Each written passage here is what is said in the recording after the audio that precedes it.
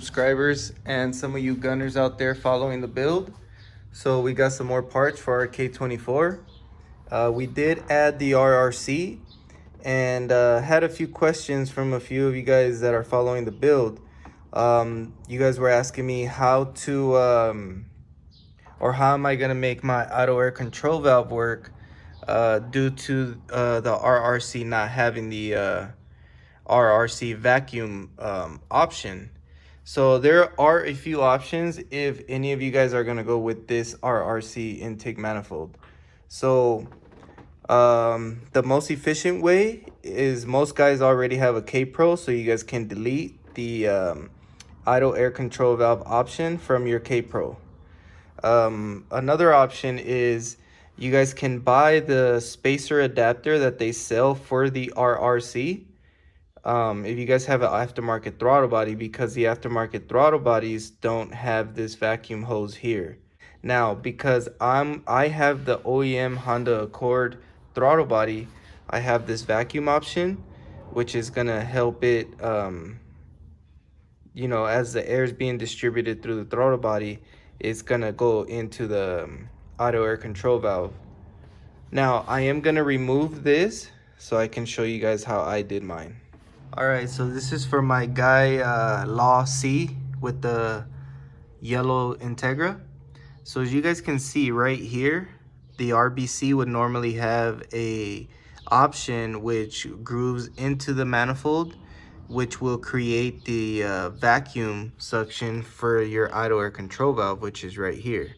What I did was, originally this gasket has this piece here, which would completely delete your idle air control valve if you have that piece. Now, when you cut that off, this gap here that this gasket creates, because obviously it's a little bit thicker than the OEM one, so that's why I use a thermal gasket, because it creates a gap big enough to where the throttle body will suck in enough air from just this slit from the intake manifold. So there are guys out there that modify their RRC manifolds, as you guys can see right here, kind of like by my finger. All you have to do is mark it and then groove some of this out and then create like a little wall right here where it'll allow more air to kind of flow in here. But because I'm using this thermal gasket and the OEM throttle body, it works perfect. So you guys will see once I start up the car. Currently still down, need our flywheel to put it all together. So now I'm gonna go ahead and show you guys what we got for it.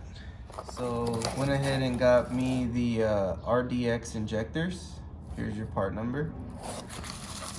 I chose these because I just wanted a OEM performance part, nothing too crazy, and I really like the way they look. It's a factory part, which is what I like about them the most. Also, I went ahead and got one of these guys, brand new. That's your part number. And what this is, it's the transmission fork boot, brand new. So we're gonna put this guy right in here.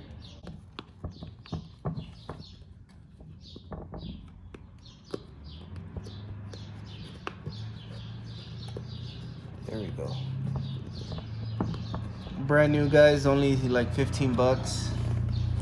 That saves your clutch, keep all the debris out of there. Real nice and neat. So let's put these guys on.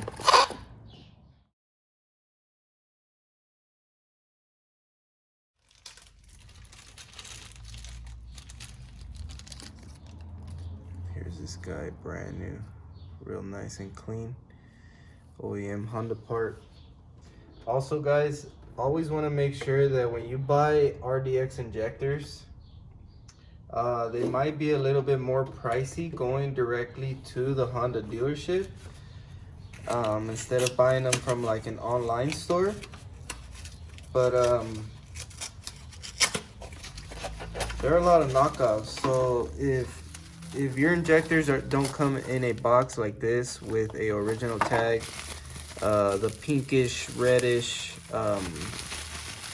wrapper, and then obviously in a vacuum sealed or at least type of bag, then they're not authentic. There's a lot of guys out there running these injectors and they're not the factory ones.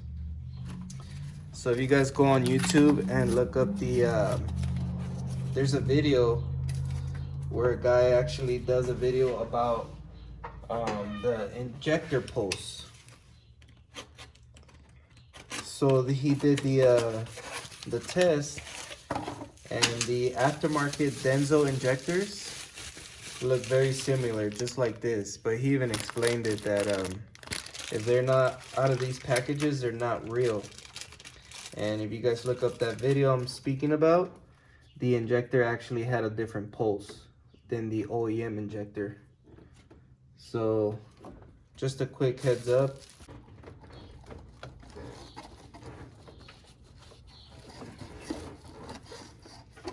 So there we go, boys.